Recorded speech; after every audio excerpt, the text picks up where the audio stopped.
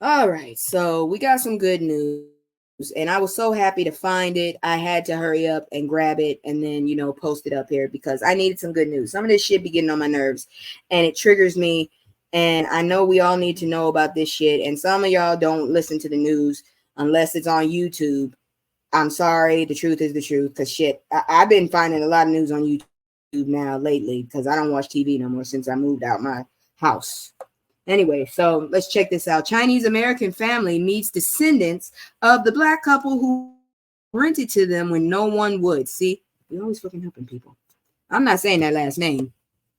I don't want to, not yet, anyways. Oh, I like her hair. So this was reported yesterday in Coronado, California. Standing on their lawn, members of the Dong family waited to meet the great grandkids of a black couple who rented a home to them a generation ago when laws favored white residents. It was their first meeting on storied land. In 1939, Gus and Emma Thompson, a black entrepreneurial couple, agreed to rent and eventually sell the house they owned to the Dongs, a Chinese American family. See, just help motherfuckers. The Thompsons' decision touched off an upward trajectory in their lives, said Ron Dong, 87, who grew up in the house with his parents and three siblings. On Monday, the Dongs welcomed the Thompsons' great grandchildren back to the home where they lived, where their lives intersected. The meetup was ahead of a dedication ceremony to name San Diego State University's Black Resource Center after Emma and Gus, who were born into slavery in Kentucky. Oh my gosh, they are so glad to be meeting. Janice Dong, Ron's wife, told Ballinger Gardner Kemp, 77, and Lauren Kemp Few, 66, the Thompsons' great grandchildren. The two families embraced in a tangle of open arms. About damn time. We still need more stories like this. Now, look at that. Look at that. Coming together. In March, the Dongs announced were donating $5 million to black college students using the proceeds from the sale of the house, an 8-unit apartment complex next door. It was a way to thank the Thompsons for helping them get established in American society, they said. Before the house sells, the Dongs wanted to give the Thompsons' great-grandchildren a tour. Walking through the 3-bedroom home, Few said she could feel her ancestors' presence. The living room was lined with pictures of her grandparents from Coronado Historical Association, exhibited by the city's Black History. It's a bit overwhelming, Few said as she wiped away tears when she heard about the Dong's plan to donate proceeds from the sale to black college students. She was struck by their generosity. And there it goes. There is Miss Emma Thompson and her husband, Mr. Gus Thompson. Oh, Lord, he died before. Let's see here. He died before she did. That's sad. And look at that beautiful picture. Lovely restoration. That couch ain't that great, but the lovely restoration. Let's see. You don't hear about these things, she said. You just don't. Two families who live out of state in different California cities returned to Coronado on Monday in honor of the couple who built the house. Later that day, the Dongs and the Thompsons' great-grandchildren cut a ceremonial ribbon for the new center at SDSU. It's the American dream, said Lloyd Dong Jr., 82, Ron's younger brother. The Thompsons gave my parents a foundation to owning a house and sending their kids to college, he said. Selling the house and donating it to a black community for their education is a good thing. And there goes, God dang, it's a lot of people. Let's see here now. Yeah, that's the whole family. So from the top left, this is my right hand, the top left, that's Lloyd Jr. Okay, Lloyd Sr. is in the middle. And on the side, that is Ron. I'm not saying his last name. And then at the bottom, you have Margaret and Jackie, Margaret, and Jeanette. Okay. Is that animal print? I'm sorry. I hate animal print. That's just me. The Dong's property, which includes the apartment complex next door, was listed for $8.5 million. The sale recently fell out of escrow. The Dongs are working with Coronado Historic Resource Commission to determine the home's historic designation before they put it back on the market. His childhood holds sentimental family memories, but no official historic value, Ron Dong said, to create more living space for the family of 6. His father, Lloyd Dong Sr., a gardener from Central California, made many changes to the house, including the front exterior. The walls once resonated with the sounds of Ron Dong's teenage friends enjoying home-cooked Chinese dishes made by his mother, Margaret. Now the house is mostly empty. The family held an estate sale to sell the pure vintage belongings, said Janice Dong, 87. And oh, that's beautiful right there. That is lovely. I don't know about that knife, but the rest of the stuff is very nice. That's a nice, yes, it is, because I'm getting sick of all of the fuckery. Sometimes I can handle the fuckery. Sometimes I get a little overzealous and I pick too much more than I can chew. There you go. The history of the house dates to the 19th century when Gus Thompson traveled from Kentucky to California to work at Hotel del Coronado. I hate that name. He built the house and the next door barn on C Avenue in 1895 before the city's racial housing covenants restricted Black residents and other people of color from buying or renting properties in the neighborhood. In what Kemp, his great-grandson, called the spirit of defiance and the resolve to help others, Thompson converted the upper level of the barn into a boarding house for the vulnerable. I would do that. If I had the money, I would do that. In 1955, Emma Thompson told the Coronado home and the barn sold and the barn next door to the Dongs, who became the first Chinese American family to purchase real estate in Coronado, said Kevin Ashley, a Coronado historian. I think that's a historic value, in my opinion. It is a piece of land that since the 1890s has been owned only by either Black or Chinese American family, Ashley said. The Dong and Thompson families say they were both marginalized people trying to make it in a land that didn't see them as full citizens. So they supported each other. Now the Dong brothers are carrying on the spirit, and we all need to do this shit more and more. I'm so sick of this bullshit. The Thompsons and Dongs' decision to pay it forward, said Christopher Manning, SDSU's vice president for Student Affairs and Campus Diversity, embodies the activist Grace Lee Boggs' words. The only way to survive is taking care of one another.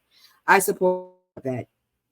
The $5 million gift will be used to enhance the center's academic efforts, grow its mentorship program, advance support for mental health, and upgrade facilities, Manning said. These are beautiful pictures, too. Okay, so that's Mr. Dong right there. As the dedication ceremony, Lloyd Jr. leaned against the square building sign with the Thompsons' name, watching students walk by with teal shirts emblazoned with the Thompsons' likeness. Nearby, Kemp leaned in to repeat words he first said at their meeting in Coronado House. Our parents would be so proud. And we need more stories like that. Seriously, we need more people to do that shit. I'm so sick and tired of finding out more and more people of color are going against each other. It's sick, it's annoying, and I can't stand it. I'm about to tell this, give respect to Mr. Earl Jones. And I know it's been a while, but I didn't feel right not saying something. So this next piece is about him. Then we're going to see what other stuff is going on. It's a little dismal, but, you know, we're sending them home. So let's check this out. I got two stories like this. Master of our craft, James Earl Jones' influence went far beyond voiceovers. This was reported on the 10th. I just missed it. So sorry. When New York's Court Theater was renamed after James Earl Jones in 2022, Samuel L. Jackson said, if you are an actor or you aspire to be an actor or you pounded the pavement in these streets looking for jobs and doing things, one of the standards that we always had was to be a James Earl Jones. Jones was the standard for actors. He died Monday at age 93. In the wake of his death, actors have shared poignant messages about Jones' influence, calling him a path blazer for actors like Denzel Washington and others who came after him. That's him right there. Thank you, dear James Earl Jones, for everything, the Oscar-nominated actor Coleman Domingo wrote Monday in a post on Twitter. A master of our craft, we stand on your shoulders. Rest now. You gave us your best. Jones is best known for voicing the iconic characters Darth Vader and Mufasa, and for his roles in movies like Coming to America. Initially a stage actor, he began his film career with Dr. Strangelove in 1964, and most recently reprised his role as King Jafar in Coming to America, the sequel. Oh, good grief. This is just too many damn tongue ties here. Although he wasn't a leading movie star in his early years like Sidney Poitier or Harry Belafonte, I'm not huge fans of those. Jones had a lengthy acting career that served as a touchstone for later generations. I remember this. At the 55th NAACP Image Awards in March, Rebel Ridge actor Aaron Pierre praised Jones during an interview on the red carpet. James Jones is one of my greatest inspirations, Pierre told a reporter. Pierre is set to voice Mufasa in Mufasa the Lion King, a prequel to the 2019 photorealistic remake of The Lion King. Again, a movie no one asked for. At least it's giving somebody a job. He is a phenomenal artist, and I pray to God that I get to meet him someday. Did you ever see him in Fences? That's the man right there. I'm not going to go any further. That was beautiful. We don't need to, dwell on it because we have one more that we have to give respect to. A lot of people made fun of this man, but either way it goes, he did contribute to a lot of our culture in music. So let's look at this real quick. It's not shit, sorry. I'm just in emotional content. Tito Jackson, member of the Jackson 5 and brother to Michael, unalives at 70. We died at 70. I'm so sick of them doing that. Look at that picture. Oh, that's so cute. It's a damn shame. So this was reported on the 16th. So if y'all didn't know, yeah, he passed this week. Tito Jackson, an original member of the hit-making pop group the Jackson 5, has died. His family confirmed Monday he was 70. Damn, he wasn't that old. NBC Los Angeles spoke to a family member who confirmed the death. His sons also posted the news to Instagram. It's with heavy hearts that we announce that our beloved father, Rock and Roll Hall of Famer Tito Jackson, is no longer with us. We are shocked, sad, and heartbroken, his sons TJ, Taj, and Tyrell said in the post. They added that he will be missed tremendously and will forever be Tito time for us. Yep. Hopefully next week I don't have a whole bunch of these to do because that's depressing too. But you got to send them away with honor. I don't fuck with the dead. Jackson was a founding member of the group of 5 brothers, along with Jackie, Jermaine, Marlon, and Michael, who shot to fame in the late 1960s and 1970s with a string of hits. Tito Jackson was nominated for 3 Grammys, inducted in the Rock and Roll Hall of Fame in 1997 as a member of the Jackson 5. There he is right there with that hat. I used to watch that cartoon. I really didn't pay that much attention to Marlon. The Jackson 5 are known for its hits ABC and Want You Back, sung by young Michael Jackson. I like that song, Can I See You in the Morning, that were released after they signed with Motown label in 1969. The Jackson family was raised in Gary, Indiana, with the group managed by their domineering father, Joe Jackson. I dated someone from Gary, Indiana. The Jackson 5 achieved huge chart success, but their career was overshadowed by the solo career of Michael Jackson, who went on to become one of the most successful and recognizable musical stars of the century before he died at age 50 in 2009.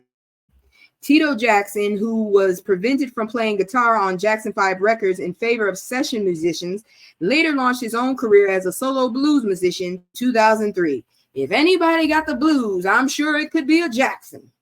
That's all I can say. Rest in power, Mr. Jackson.